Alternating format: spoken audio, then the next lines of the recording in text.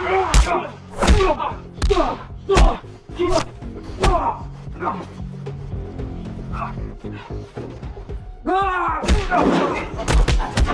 was just trying to read my jazz book. I can't even have nice things anymore.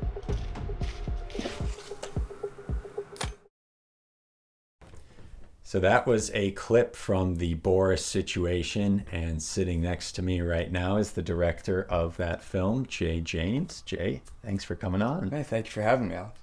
So you and I kind of know each other from a project we worked on, which we might talk a bit about here a little later. But I don't really know actually all of the positions you play on set and on your films. The one that we just played a clip from, I got to see you were director and editor on that, I think. And so already there's two roles that you play, but kind of lay out for me all of the stuff, all the roles you play on set. Yes, I mean, I think like, you know, all of us at one point, I was, you know, mostly a production assistant starting out. And then it was crazy. Once I bought a nice camera, people asked me to shoot their movies for them. So that was kind of cool. But yeah, so I've mainly been a director of photography and then a director on set, outside of, you know, sometimes just filling in as all the different roles if they needed, you know, a gaffer or something. It's like, if you can get an actual gaffer, you know, that's great. But if you can't get an actual one, then you can just have me do it and, you know, I'll get the job done type of deal. But yeah, I got into doing just freelance social media work and music videos. That's actually the main thing that I do. Yeah. So I think I saw you post about the videography you do. Is that sort of the commercial stuff, and now you're moving into the more artistic, your own projects, or have you always been doing them simultaneously? Oh, I've always been doing the artistic stuff. Yeah, that's I've been making my own stuff since I was a little kid. I was like 7 or 8 years old. My mom had a video camera she wanted to do like, you know, just family stuff for, but you know, it became my camera very quickly. You know, as many of us, you know, when we first discover a camera, it's like it doesn't really matter whose it was before, like it's ours now. But no, so I've just been, you know, writing my own stuff and just making my own movies, you know, in my backyard since I was little. But yeah, I got, you know, when I, you know, became an adult, I wanted to, you know, be able to make a living off of it. And the way that I just went about that was shooting music videos for people to start out and just kind of get the groove, kind of figure out how I work, you know, and do favors for friends. And it kind of just took off from there. It's just, you know, I would say mostly what I do now is editing, actually. It's just that's just what's the most in demand. Yeah. At this time, I would say, especially in Minnesota. But yeah, just, you know, you do things for your friends, and then your friend will go work at a restaurant, and that restaurant will need a video for their website, and then suddenly you got a job, and then you can send that somewhere else. And so it's really just been, I don't want to say lower end, but I mean, yeah, I would say just like, you know, I haven't done any bigger commercials or anything yet. Yeah, I'm still early on in my career, but that's the point that I've gotten to. Yeah. But, well, that's awesome. So that kind of changes my next question I was going to ask you about, which is your transition from music to film. It sounds like maybe you were doing both of those simultaneously as well. Yeah. Or did music come after film? What kind of, because you are in a band, or yeah, so you're in a band as well. What came first, or were you always working at both? Yeah, I definitely feel like I was always working at both, because I was just a performer from a young age. Whether I was doing something for church or for school, like that was just something I always liked doing. And then, you know, I found the camera, and then, you know, the creative side, the ideas started to come through. But yeah, that was something I mostly did in school. It was just, you know, learning to play guitar, doing choir, singing and everything. And then, you know, there wasn't a lot of guys in town that were into the same kind of music. There was these 3 guys, and I asked them if I could join the group, and they said no. And so I was really bummed because I didn't get to have my high school band. But then I found a buddy. He helped me out with a movie.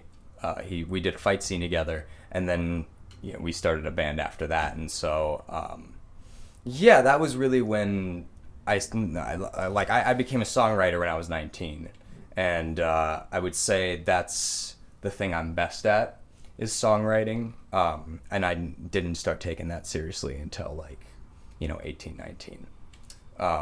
But that's what I've mainly been doing since, is just writing my own material, learning to record, and learn different instruments, play with people, and all that. So yeah, film's the priority now, and I think it pretty much always has been. That's always been my number one thing. But music, it has, and I think forever will be, just that thing that I do just to do it for the sake of doing it, just because I love doing it. So yeah.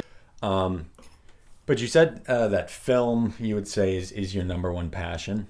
Yeah. And so I'm going to get into the projects you've done in a little bit here, but I just wanted to bring up the music thing because for those who don't know, we initially got introduced because of my film Water Park in the Winter when I reached out to you.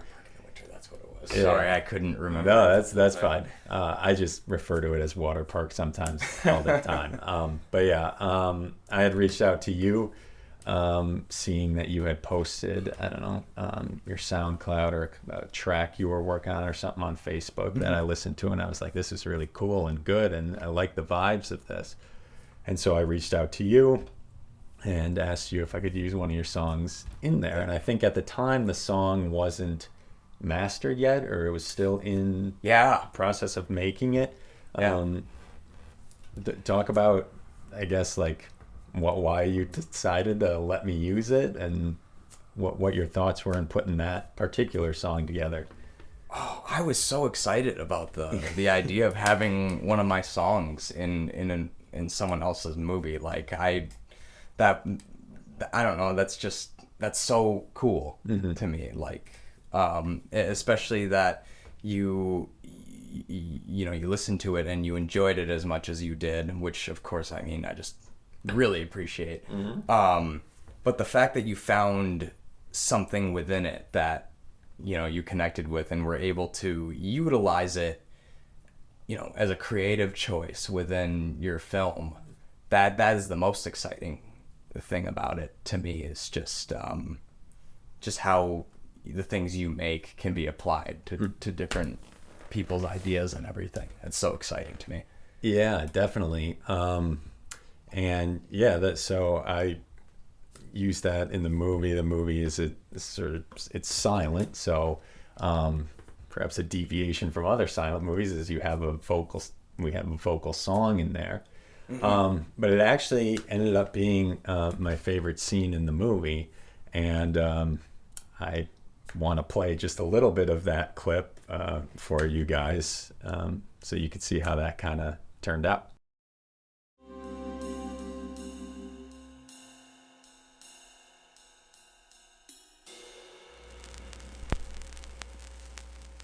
Your smile's contagious, makes me go round, 'cause you confidently dance in the middle of the night, and you got my love. But will she notice? Will she lie to me? I need to calm down. I need to calm down. And just listen, listen, listen, listen to the wonders of the world. You saw there Jay's song mixing with my film there in a pretty cool way. But yeah, I just thought that it worked. It turned out extremely well. I think it is a very unique song, and it's kind of funny. My musical taste is generally pretty limited. I tend to just listen to the same songs over and over again. I added that to my playlist of songs that I listen to over and over again. It's so cool. So yeah, when I have friends over and I'm playing the playlist, that one comes up, and they're always like, wait, what is this? And I'm like, oh, it was a cool song that this guy I know did. That's really, really awesome. And yeah, I appreciate that so much. That is insanely cool. Yeah. That, you know what's crazy though, is that when I was writing those songs with my drummer, he was doing the arrangements for it. His name's Preston Yata. We thought that was one of the worst ones. Really? We were like, I don't know, this song's okay, like it's fine, I guess, you know. But we thought that some of the other ones were just, you know, a lot better. We thought most of the other songs were better, and that was like a lower tier one. But then I played it for my friends, and they did the chant at the end. They were like, we like that there's that part at the end that you can like jump into, sing along to. yeah. So yeah, whenever I played that live, it found an audience, and that was really shocking to me. That just like I did not think that was gonna happen. And then you sent me that message, and I was like, dang, like that's so crazy. Yeah. Like, I guess to say, like, you never know what you make. You know, you really have no idea like how that's going to impact other people. Mm-hmm. You know, you might put like a ton of time into one song and like think it's your masterpiece. And then the one that you spent 5 minutes on is the one that everybody likes. You're like, what? Right. Yeah. 100%. Yeah. I just think it's such a unique song. Like you said, that there is kind of a shift at the end to a repeating. I think it's like we need to calm down. Yeah. Down I need to calm right down, turn it around. Right. Yeah. And yeah, it's just super unique, and yeah, I just loved it. So yeah, it was great. But moving on now to more movie focused stuff. So you recently released a list on your Facebook that I saw of your favorite comic book movies, your 25 favorite comic book movies. Yeah. So I'm gonna show the audience the list here in a second, so we can talk specifically about it. But before we do that, like, what do you think makes a good comic book movie? Because there are fairly passionate disagreements people have about particular comic book movies. You know, Marvel versus DC, stuff like that. Like, what in your mind makes a good comic book movie? The big thing for me is nailing the character, because these are characters that have years of lore, up to 70, 80 years worth of lore. They're very well defined characters with unique things about them that a definitive adaptation of the source material needs to understand and embrace in order for it to represent the character properly. And any film that does that, in my opinion, any comic book movie that does that in particular, like the Batman, for instance, that's the main one I think of, that has a good balance of character, style, because the iconography of a superhero is a big part of what draws you in. You know, the color schemes, the atmosphere of it. You know, that's what hooks you in initially. And so capturing that right, and capturing the visuals and just the thing that makes those characters stand out is really huge to me. And finding unique ways to show their abilities. A good example of this is actually in Iron Man 3, which a lot of people have different opinions about. But one thing that movie does right is it takes Tony out of his comfort zone and forces him to use his brain to solve problems rather than his suits. And I think that makes for something more fun. That's more true to the character. It shows more of why we love this character aside from all his gadgets and everything. Showing a character stripped down and being able to still make them compelling and just as awesome as when they're in the suit is really important as well. Cool. Yeah. Yeah. Great take. I guess that for me, I like character focused stuff as well. But to me, as comic book movies have come along, it seems like the approach to them becomes a distraction from the characters with so much CG and green screen and explosions, and they're in space and they're going through multiverse, and like everything else going on with the extravagance of the effects and the budget and things like that.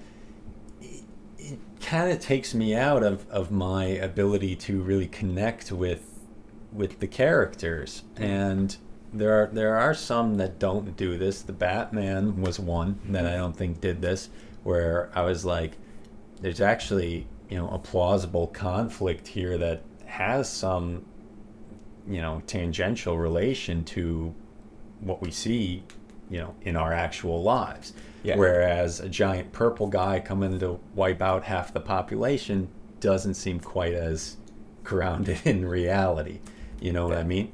And so what are your thoughts on that? Like, do you think the budget and the overindulgence of effects and things like that can distract from the more human-based character presentations?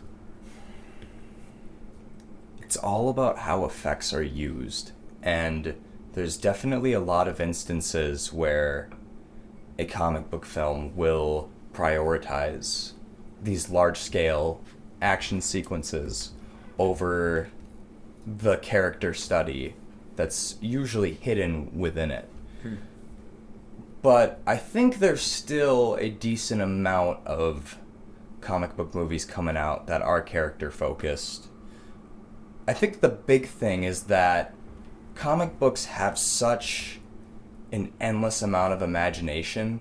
They go to such cosmic proportions. That's really hard to recreate in film. The only reason comic book films were able to blow up in this era of film is because of, CGI. Being able to create those worlds, to bring what could only exist on the page to the screen. And that's quite a spectacle, and that can sometimes overshadow the more essential aspects of the film. But I actually think Marvel is one that does a pretty good job of not doing that, at least in the Infinity Saga. I think the reason why it worked as well as it did was actually because of how well they did the characters, especially their two biggest leads. Yeah, so the Infinity Saga being Infinity War and Endgame, or everything from Iron Man to Endgame, everything, the entire saga. Gotcha. Yeah, I think that. So yeah, there's an argument I've had with a number of friends as to whether something like Endgame is a standalone good movie, because it relies very heavily on development that happened in other movies. Your attraction and feeling for the characters was developed over the course of all these other movies, the 3 Iron Man movies, Civil War, and all the other stuff that Captain America showed up in, Iron Man showed up in, Spider-Man showed up in. And so looking at something like Endgame, can you say that as its own and as an individual movie and an individual entity, is it a good comic book movie, or does it need the context of all of these other films that came before it in order to have that merit? No, it definitely needs the context of the other movies, but that's kind of the point. I don't think anyone's gonna go into watching Avengers Endgame without watching the other ones prior. Maybe, a lot of people did, to be fair, because of the hype. But 4 years later on Disney Plus, I don't think anyone's going on there to watch Avengers Endgame, you know? It is a part of the wider universe, and that is the only way comic book movies of that scale can work. Because, and in my opinion, and a lot of other people's opinions, comic book stories work best in animation form, in serialized form, where it's, you know, a weekly issue, a weekly episode of a television show. Because in a similar way, it's building one overall narrative over a series of issues, but there's also the individual stories being told within that single issue. And so when you're trying to put comic book characters into movies, and you want to expand the universe, and you have to work around questions like, oh, why wasn't Hawkeye there when Hydra turned out to be within S.H.I.E.L.D.? You know, wouldn't he logically have been there? You run into things like that more often, and so you have to create the connected universe, and when you do that, I think it's just inevitable that if you want all these characters to work together in just one movie, you have to develop them over the other ones. But I don't think that's a bad thing. I just think that that's something that hasn't been done before in film, and we can't judge that the same way that we judge other movies, because it's the cinematic universe is like the love child of the television and film format, where it is one larger story going over the course of different movies that are telling their own stories, you know, within it. Yeah. And that's not going to be perfect. I don't think Endgame's a perfect movie. Endgame was not on my list for a reason, but Infinity War was, which we'll get to when we talk about our actual choices. I actually didn't get to see yours. I'm really excited to know what yours was. Yeah. Do you want to pivot to that now? Yeah, sure. Yeah, you brought it up. So yeah, let's. Sorry, I'm not trying to control it. I just like. No, definitely. Yeah, no. Let's go right into it. I need to remind myself of your list. So I have it here. Audience will of course see it here. Perfect. Can't wait for the hate comments. I'm excited. So, we mentioned the Batman. That's obviously your first one. And so I'll first go into some of the ones that I like, that I feel like are in decent spots for me. That makes sense. So Logan was obviously a more mature superhero movie than a lot of other ones. A lot of dramatic weight and emotional weight in that. So I thought that was very good. Winter Soldier, I have an interesting relationship with Winter Soldier. I remember thinking it was actually very good, but I can't remember why I thought that. Like I just remember thinking it was good when I saw it, and then if you were to ask me, well, what makes it better than the other Marvel movies? Why does it stand out from the other Marvel movies in your mind? Because Marvel movies generally aren't my thing.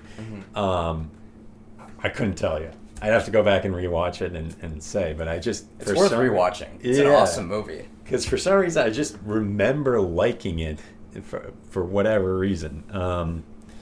And then Sam Raimi's Spider-Man series, you have Spider-Man 2 there in your top 10. Yeah, and I tried to keep it all one per franchise. Like, I had both Avengers, the first Avengers and Infinity War on there, but then I was like, no, I need to just do one per franchise, because when you have, like, the whole Dark Knight trilogy and whatnot, then it gets too... it's harder to reduce it to... Okay, that was a question I had for you, because I also absolutely love Sam Raimi's first Spider-Man. Yeah, that's also fantastic. I didn't see that on the list, and I was like, oh, I got a bone to pick there. But then I was looking at it, and I was like, oh, yeah, that might be what he's doing, is he's limiting it to one per franchise. Yeah, which it sucks. It's tough, because they're, you know, like the biggest thing for me would be Guardians of the Galaxy, because I love all three of those movies, and they're all somewhere in that's top tier for me.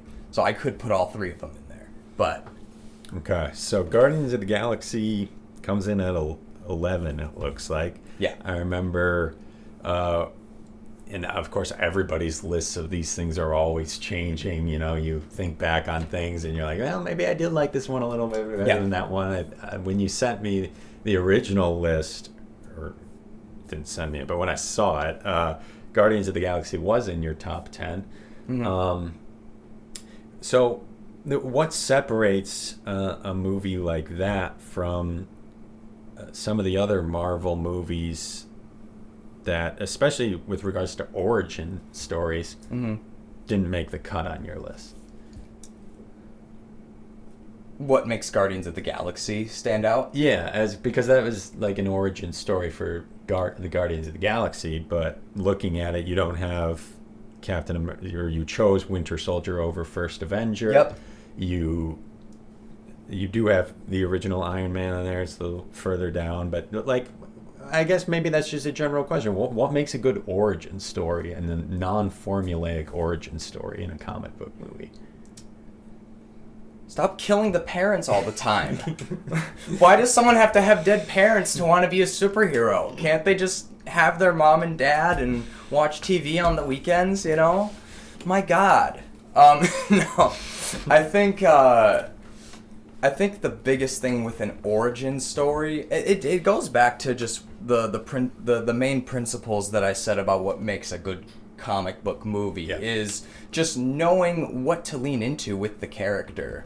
You know, Superman, I think, has one of the most incredible origin stories of any character. He's the last of a species that, you know, died somewhere out in space, and he traveled to Earth, and, you know, on this planet he's like a god, and, you know, that's like, when you take the superhero element out of it and just say it like that, like the science fiction story it is, it's like, whoa, that's crazy cool, you know? Yeah. And that can be applied to any of the characters. Telling a good origin story is the same as telling any other good story. It's just knowing, you know, what makes a character like Iron Man so awesome. What a lot of it does come down to, because the inevitable thing that I think, you know, when you ask me the question, like, what makes a great origin story, it's very easy for that to be cliche,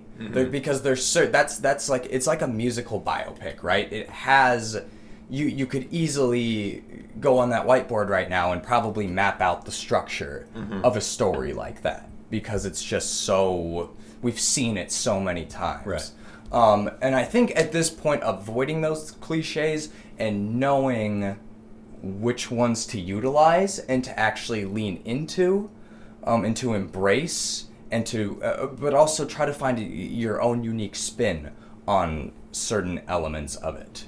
Like, for example, I would really like to see an origin story follow a character having to structure their whole life around being a superhero. I would say the one that gets closest to that is Spider-Man 2, in that he has to try and get to school and, you know, manage a relationship and everything. That's what makes that movie so good. I think The Dark Knight Rises is the only one that's done anything close to this, but actually explore the physical turmoil of being a crime fighter, and especially someone like Batman, who doesn't get a lot of sleep at night. What do you do to try and make up for the lost hours of sleep and still do such a rigorous, you know, athletic routine on a daily basis and take all this pain and everything? That's something, especially in year one, like Batman Year One, that to me is a really interesting aspect of doing a story like this, especially with zero-powered crime fighter that just hasn't really been done a whole lot. Kick-Ass did. Yeah, so Kick-Ass. Yeah. I don't know about that. Why not? I don't know. Like, I think my expectations for superhero movies were set incorrectly with the earlier ones that came, like the Nolan trilogy and the Raimi trilogy, where I couldn't deal with just overwhelming goofiness. And that's kind of where Marvel went for me as well, is like a lot of jokes, you know, and a lot of just goofy stuff happening that takes me out of the vibe. So to have a whole movie that's pretty much a comedy, I mean, you know, Kick-Ass is comedy pretty much. I'm just like it to me it kills the stakes, and I feel like that tension that could be there, the suspense that could be there in a film like Dark Knight is lost when there's jokes being thrown at you. So that's the big difference between your taste and mine. Mm-hmm. I love the goofy stuff. Okay. But I know what you're saying, because I only like it when it's done well. Mm-hmm. So Kick-Ass, in my opinion, is an example of a movie that does that extremely well. And I love it. That movie makes me laugh so hard. That's my favorite comic of all time, too. Okay. The Kick-Ass Dave Lazuski years, the 4-issue series, that it is so good. The movie isn't as good as that comic series, but it does it gets as close as it can. Mm-hmm. I think comics are just certain characters are just inherently goofy, Mm-hmm. and that's part of their charm. But that's a taste thing, I'm not going to try and convince you that, no, goofy comic book movies are great, dude. You don't get it. Why don't you loosen up a little bit? My God.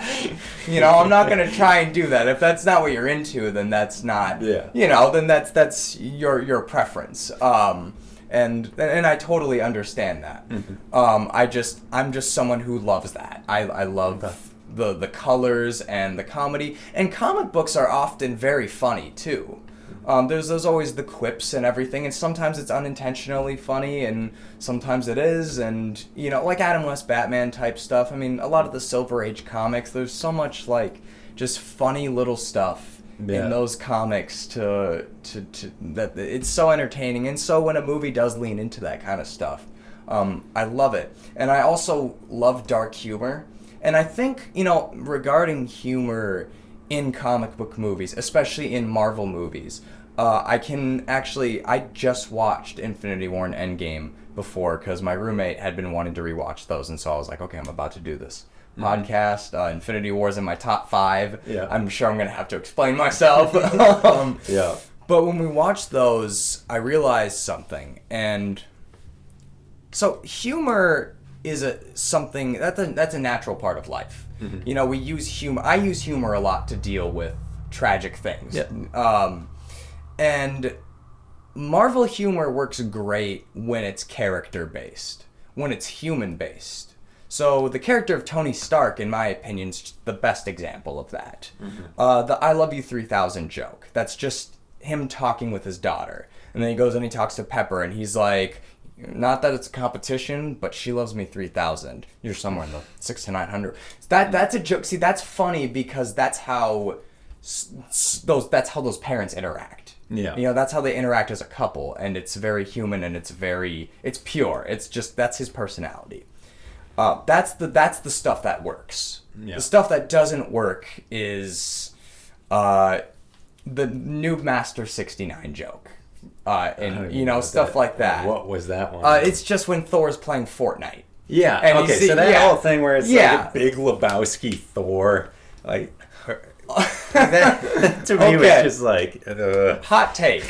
I love Fat Thor. Okay. I love it. I think it's fantastic. I think they took a huge risk, and in my opinion, completely paid off. I don't think there was a better way that they could have had his arc. Because, yes, he is fat, and he is, a drunken idiot, and he's like the big Lebowski. But that's not the butt of the joke. The humor is really sad, because this is a dude who has lost so much that he's just lost himself at this point. And there's a lot of dark humor that comes with that, because it's all from that really depressing place. And that's what you get when you have someone like the Russo brothers, whose experience comes from, television and doing, like Community and everything. Yep. I feel like that humor sort of carried over, especially with the actors' inherent comedic talents. But I thought that his arc, the whole thing with him, I thought he was going to change back to being ripped when he got his powers. the fact that he didn't made me love it even more, because it showed that even the best of heroes, like Thor, can get to a point, like they can struggle with alcoholism, they can struggle with depression and crippling anxiety and, you know, crying over the fact that their mom is dead. Just these very, very sad, heartbreaking things. And, you know, like letting themselves go. You know, that's things that people actually do, you know, and it's something that the God of Thunder does. But he still came back at the end, and he still fought with his friends, and he learned something from the whole thing, and there was a catharsis for him at the end of it. So you know... Yeah, I think it was in combination with the Fortnite thing that, like, if he wasn't playing Fortnite and he was just there with the sunglasses and a beer belly, I would have maybe been more in line with your line of thinking of like, okay, yeah, he let himself go. There's kind of a human element here. But like then you add the pop culture references and... Like Fortnite, does anybody even play that? Is that still a popular thing? My roommate does. Okay. It's like, I remember that had its heyday at the time that movie came out, and I basically haven't heard about it since. Like, well, I think it's...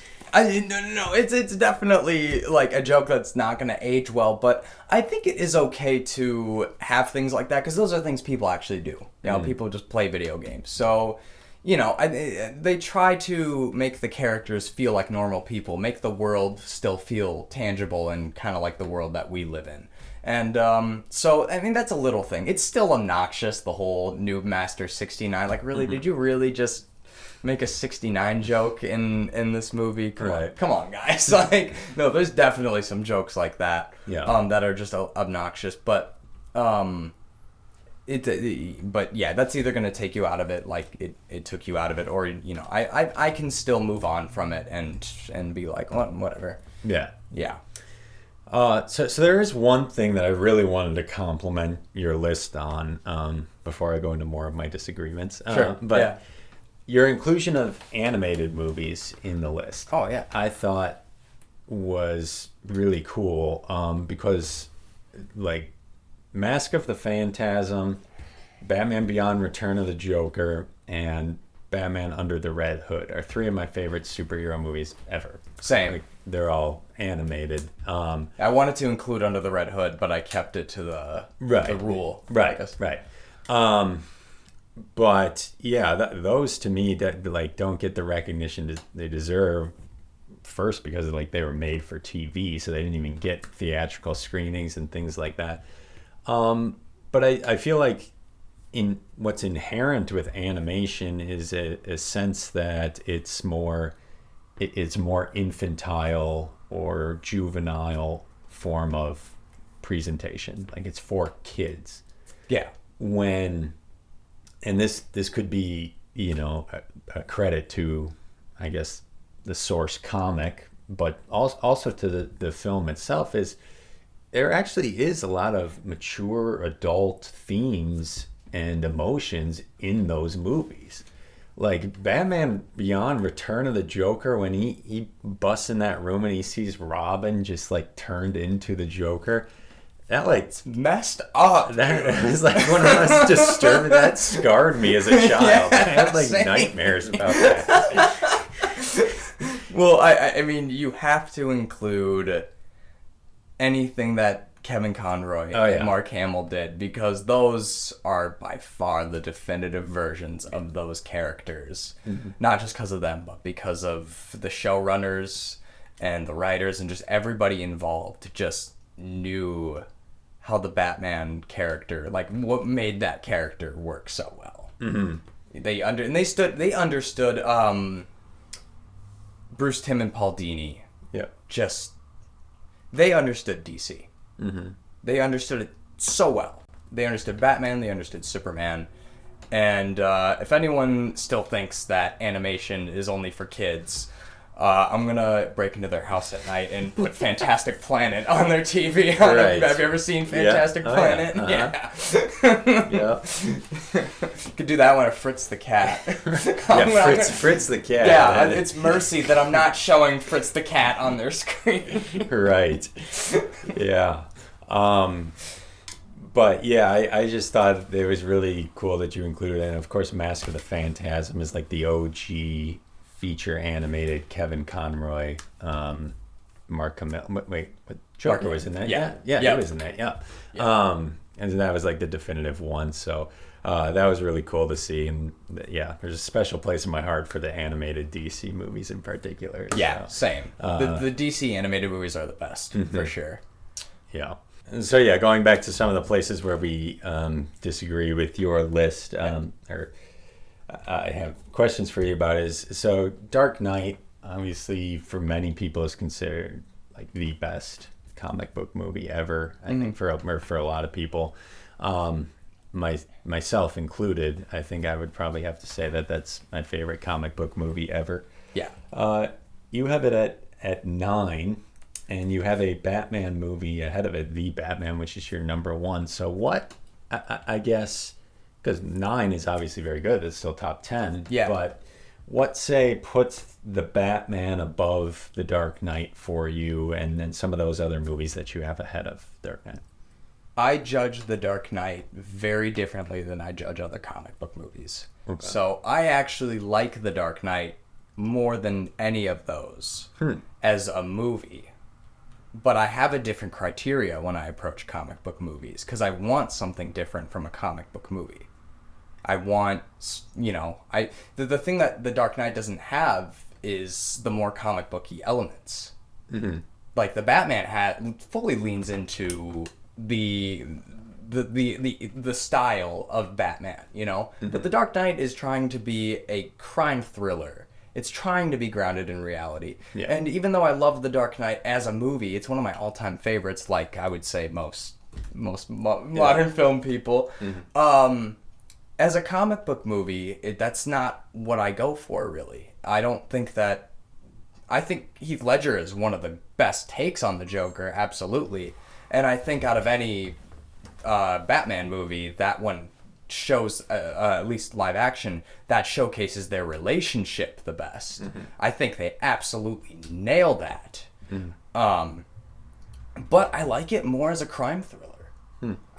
I think it's one of those movies that's just, it's not like, you watch it for a different reason. I usually watch it because I want to watch a Christopher Nolan movie, honestly. Or I want to watch Heath Ledger's performance because it's mythic, one of the best ever. Yeah. Yeah. So that's why it's what makes me love one comic book movie over another might not be the same reason I love a movie. Like I was saying with Endgame, how I have a different outlook on it. That's just how I look at movies in general. So that's why The Dark Knight's lower than some of the other ones. I gotcha. But I still had to have it on the list, Right, of course. So I guess it sounds like for your criteria for comic book movies, there is a relation to the actual comic itself and the style of the comic itself. I'm not as familiar with that realm. Is The Dark Knight based off any specific comic, or did they kind of create their own narrative? They created their own narrative based on some of the best Batman comics, like The Killing Joke, The Long Halloween. They take a lot of pointers from those stories and use it to create their own. It's the atmosphere, like the visual design that the illustrators put into those comics. Mm-hmm. I think that is an integral part of the character. And an integral part of the iconography. Someone who actually understands this very well is Zack Snyder. Yep. For all of his faults, he knows how to capture that superhero iconography really well. He's very good at that. You didn't have any Zack Snyder movies on your list, though. Watchmen. Oh, Watchmen, right. Yep. Yeah. And I was going to tie that into this because I'm talking about how, I want to see the visual style, the iconography of the characters, the way that they're written, the things about them that we love about them. Like the thing with Christian Bale's Batman is that he's not really the smartest person in the room, the way that Batman is. Right. He's not as much of a detective as Batman. He's more ninja Batman. He's also still relatively sane. Batman's a little bit questionable in terms of his sanity. You know, there's always kind of that line of like, how sane is this guy actually, that it doesn't explore? That I think is a really big part of the character. And I think that's the reason the gothic atmosphere is so important to that character. So the fact that The Dark Knight or the whole trilogy doesn't really do that is why I don't like those movies as much as Batman movies. Okay. But the thing I was just going to add to the point is that I don't necessarily, if there is an adaptation, like Captain America Civil War, for instance, I don't go in with an expectation that I'm going to see that comic in a movie. Okay. I think that's very unrealistic to expect, actually. Mm-hmm. So the MCU movies, were they more tied into individual comics, or did they do kind of the same thing that you're talking about with The Dark Knight, where they took from a bunch of different ones and meshed their own narrative together? When it started, it was more like that. It was more just like writing the movies. Gotcha. But as the lore became more dense and people were following it, then they started directly adapting more popular stories like the Age of Ultron and Infinity War and the Civil War story and Winter Soldier. Winter Soldier, I think, was actually the first. I think that followed the comic actually pretty closely. Okay. While still working within the MCU confines. Okay. Yeah. Interesting. It's always interesting to me to hear the perspective of people who have actually read the comics and how that influences their reception to a movie interpretation of it. I mean, they take a lot of liberties, but again, that's just when you're reducing it to movies. That's you have to do that. Right. You don't really have much of a choice. Just you have to take out a lot of things. It's like a biopic and having to take out really important people or moments in a person's life because you just can't cover that much in this short time. Right. But yeah, I think you hit on exactly why I like The Dark Knight, which is its ties to sort of a realism that for many comics they sort of abandon realism for creative purposes. And so that probably is just one of the fundamental differences in our personal taste is, that's really what I look for, is the grounded in a realism and plausible situation. I mean, Dark Knight really could, with the exception of a few touches here and there, could like happen. Like you could have somebody like the Joker who's out there blaming the system for the tragic stuff that happened to him in his childhood, and now he's wanting to. Oh, you're talking like Joaquin Phoenix Joker. Yeah, like Joaquin, but even Heath Ledger, like when he's like, my dad gave me these scars, like rebelling against society and the system for personal tragedy. Like it's.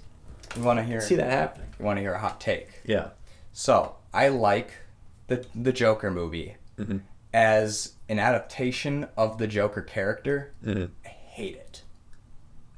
I hate it. I despise it as an adaptation of the Joker. Why is that? Because I don't think it actually really it's trying to do the same thing as The Killing Joke, where it presents the Joker as someone who was once relatable and then show how he went from being the sane person to becoming the Joker.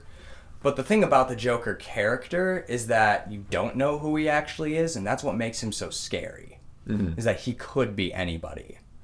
When you take that away from the character and you give him motive and you give him reasons for what he's doing, that takes a lot away from who the character is and who he's supposed to be. And I don't think the Joker is someone you're supposed to feel sorry for or look at and think like represents the sometimes anger that one can feel for society. I don't think the Joker's ever supposed to represent that. The Joker's an asshole. Like, I don't think that was right for that character. I think you do that with somebody else. I think you do that with someone like the Riddler. I don't think you do that with the Joker. But that's just I like that movie. Right. It's just, I'm able to do that. I'm able to separate my own emotions about a character and just judge a movie as a movie. I can still do that. I mean, that's probably why you like Mark Hamill's take on the Joker, is because it was just like this chaotic, not grounded in some sort of relatability, right? Like just like this maniac. No, he's a can we swear on this? Yeah. I mean, I already said asshole, but he's a piece of shit. Yeah. But that's the point. He's like an Alex DeLarge. Right. Yeah. Like he doesn't have motive. He's just insane, and he was pushed over the edge, and we don't know how, but that's again like how does someone get so evil like that they think things like that are funny? It's fascinating. Yeah, so you almost think that the mystery of his origins and motivations adds to the character. Yes, yeah, absolutely. And especially how he tries to present himself. This is what Heath Ledger does so well. He tries to present himself as like this agent of chaos who doesn't care what other people think. He's whatever. But when someone calls him crazy, in that, at that first, when he walks in, Michael Jai White calls him a freak and says he's crazy.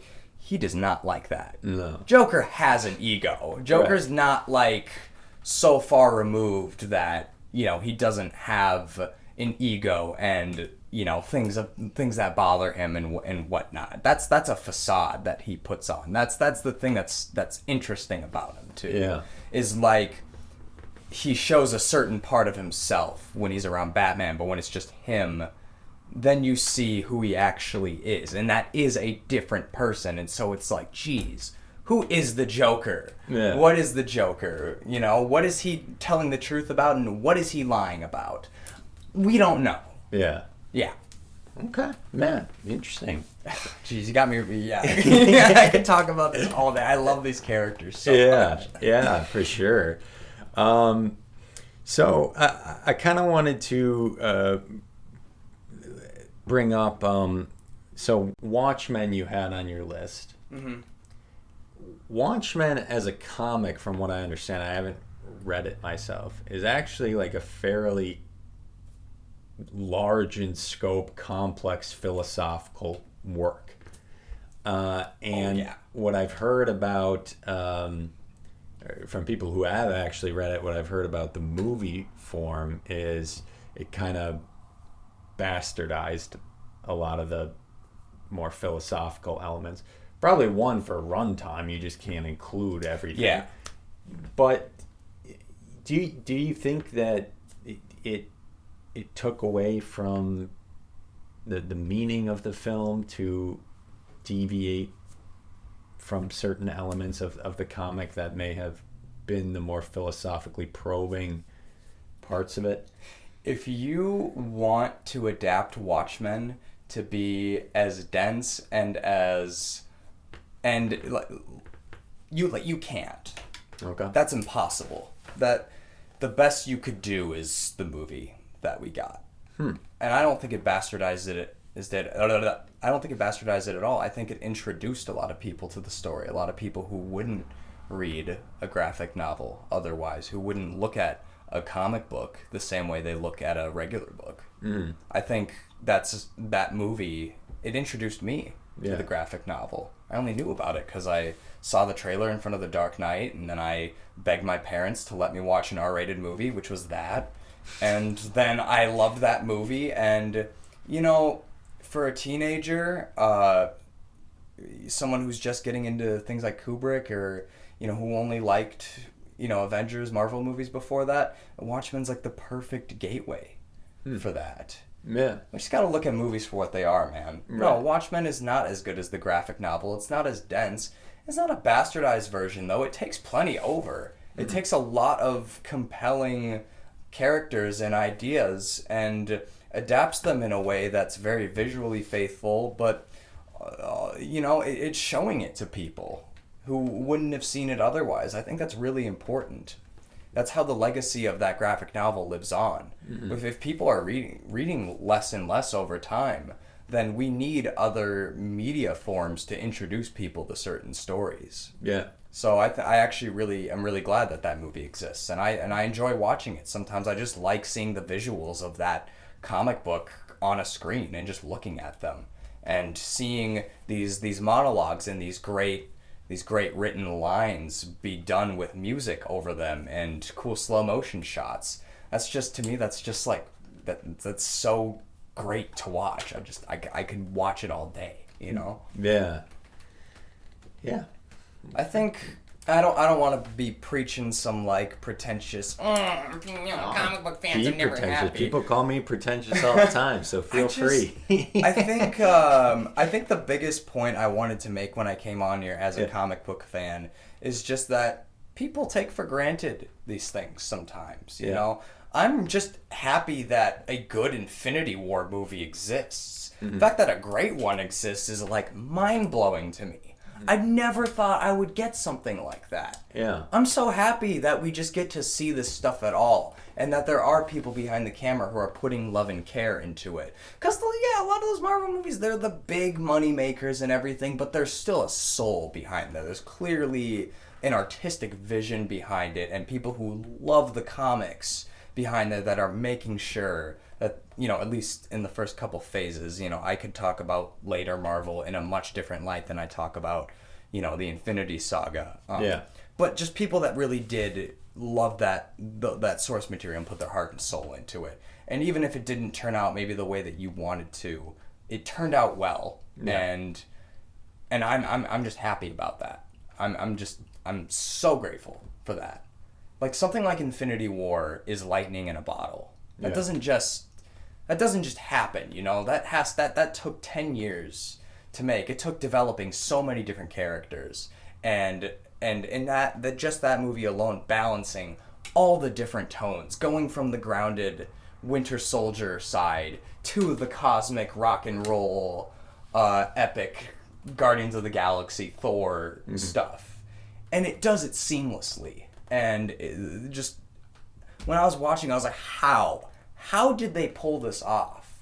Like, that's just it's so insane to me. And something else I wanted to point out is that the best comic book stories do often mirror the real world. But I don't necessarily think the film itself has to have too much realism. I think you can use visuals in space and, larger than life stories to say things really personal. I think it's just about utilizing visual subtext. And like you look at something like, I'm trying to think of an example that doesn't do that. Something like Thor: The Dark World. Using a Marvel movie, there's no substance behind the effects or the visuals. But a character like Thanos is actually one of the best achievements in CGI right now because they were able to show such a broad range of emotions with that. But if you can use visual language really well, that's what the best comics do. Yeah. Something like the Silver Surfer comics, for example, are the best at that because those are just, if you've never seen the Silver Surfer cartoon from the 90s, I highly recommend it. It's so awesome. Okay. Because I think it's going to just be a lot harder to find a Silver Surfer comic book that has everything that I'm talking about. But that's a good example of something like that. That's just like so philosophical and, something like this, like the stuff that's on your shelf and on my shelf. Because I love that stuff too. And I love it when comic books are able to utilize their characters and say things about the real world. Because Silver Surfer, for example, is just like a character that goes to different planets as an outsider and just looks at the society that's been, created there, and he has to decide if it's worth saving or not. Because he's like, oh, can I feed this planet to Galactus or not? No, I really don't want Galactus to eat these people. So what do I do now? There's a lot of like actual moral dilemmas and real things that go within that story. That's something Guardians of the Galaxy does incredibly well. That's why I love those movies so much, because they do that perfectly. James Gunn nails it. He nails the humor. Because that's a dude who loves comic books. Yeah. He loves comic books. He could do what I'm doing right now, tenfold in his sleep. Right. And talk about him like this, and you see it. I see it 100% in all of his movies. Okay, so there's two more I want to talk with you about, just real briefly, if possible. Absolutely. And they were two that are not on your list. That not a lot of people like, that would probably be on my list. Mm-hmm. The Incredible Hulk with Edward Norton. Yes. And you reminded me of this when you were talking about it. Fantastic Four: Rise of the Silver Surfer. Yes. Those are two that I would include on my list. I love both those movies. Really? Yeah, they're fun. Yeah, The Incredible Hulk especially. I watched recently, and I thought I wasn't gonna like it as much as I did when I was younger. I loved it. Yeah. I thought it was awesome. Like the whole battle sequence at the end, it's basically like two Hulks fighting pretty it's much. Insane. It's like, it was awesome. Yeah. But the rest of it leading up to it was also just a cool character study. Yeah. Character. It was just, and it was grounded. Yeah. That was a grounded Hulk story. Yeah, He's getting chased by the military, and it's simple. It's stripped down, and it just gets to like what makes that character cool. His struggle. Yeah. Yeah. I'm glad. I appreciate you saying that. I really appreciate that. And Rise of the Silver Surfer too. That's such a fun movie. Yeah. I don't care for the first one as much, but they improved a lot on the second one. Yeah. So I just wanted your quick take on those. Yes, I appreciate that. But yeah, we'll move on. I'm really interested in sort of your upcoming projects. Obviously, you just released one on Facebook, the Boris Situation, which I got to watch. Do you have anything else upcoming? Is that your most recent? Just talk about what you got in the works right now.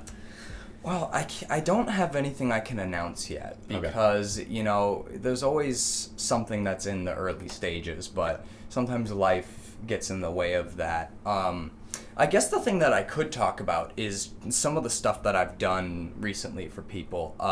The project I've been working on since January, I shot it in December, but it was a play called Vanaheimr. It was done by the Fox and Beggar Theater.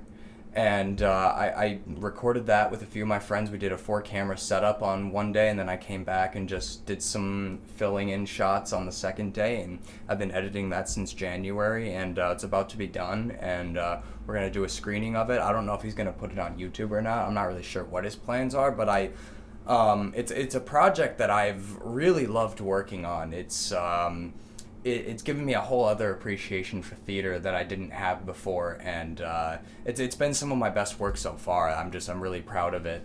Just what we were able to accomplish as a team, shooting that. It was so much fun and so cool. But also the play itself is fantastic. It's something that we don't see as often. I think the theater scene in Minnesota is just freaking awesome. Yeah. And this is a good example of why. So I'm really eager to start showing it to people. Great. Just a quick question about, would you ever consider doing like a film competition, like a 48-hour film project or a Z-Fest project? Are you involved in any local competitions like that, or have been in the past? I have in the past, yeah. The Boris Situation played at Scream It Off Screen last night. Okay. Yeah. That was Did you get screamed off? I did. Nice. Yeah. Which is funny because there was only 30. It was to the credits at that point, but they still gonged it off. Yeah. So I was like, oh, you just really wanted to get a little jab at me, didn't you? Yeah. I don't really know why. I mean, I don't think it was like a masterpiece by any means, but I didn't find anything like inherently offensive about it. But, I don't know. It was yeah, they're there to scream. They're there to scream. Exactly. They're going to find a reason to scream, and I can't be mad about that. Right. But no, I actually, the crazy story about the 48 hours. So when I started, I was an actor. Yeah. That's what I wanted to do.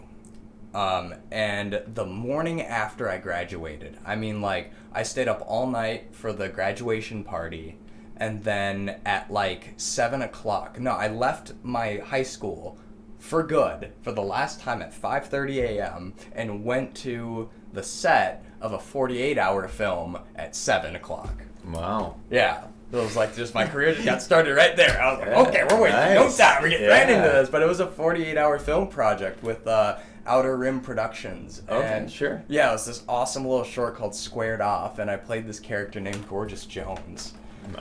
Such a goofy little movie, but I haven't done the 48 hours since then, and I've been in a lot of different Z-Fest projects. I remember one year I was involved in like 4 of them, and I had my own that I submitted. So I've done a lot, and that was what I got my start on as well, being PA and everything. Mm-hmm. So it definitely has a special place. I'm still leaning back. But in the past few years, I just haven't been able to. I haven't had any time to get anything going. Mostly, honestly, because of my music career. Yeah. I was doing the album the past 2 years, and that just took up way too much of my time to be able to slip in a Z-Fest project. And then I did a short earlier. I did one last year called Scratch Off, but that was a passion project, and I wasn't. It was one I. It was a concept short with the intent of like getting a feature made out of it. I couldn't submit that anywhere just because it was too long. Z-Fest has that gotcha. 7-minute Yeah. cutoff line, which I regret. I think from now on, if I were to do a short, I would actually keep it within the 7-minute range so that there was more accessibility for festivals. But that's just always been my hang up with the festivals is I swear it's just never at the right time. I just don't have money to do a project at that time or something. It makes sense. So something comes up or I'm just too busy with something else. But no, I definitely do want to do something. I do want to do another competition soon. I think competition is just so important with improving your craft and finding your voice and finding what resonates with people. And I feel like I've been sorely lacking that so far in my career in terms of just my short films. I don't feel that way with anything else that I've done. I think like the things that I'm best at are my music and the work that I do for clients because there are stakes in that. So naturally, it's just like it's easier for me to just want to get it right, I guess. And, but with passion projects or just short films, there's been a unique challenge for me of figuring out how to just find my formula with shorts, I guess. Especially when something like Z-Fest comes up. Yeah. And getting a theme and just like figuring that out, But it's something I'd like to do soon. Cool. All right, Jay. Well, thanks for coming on. Yeah. I appreciate it. Great conversation. Thank you for having me. That was filmmaker and musician Jay James. To see more from the Film Network podcast, please like and subscribe, and we'll see you on the next episode.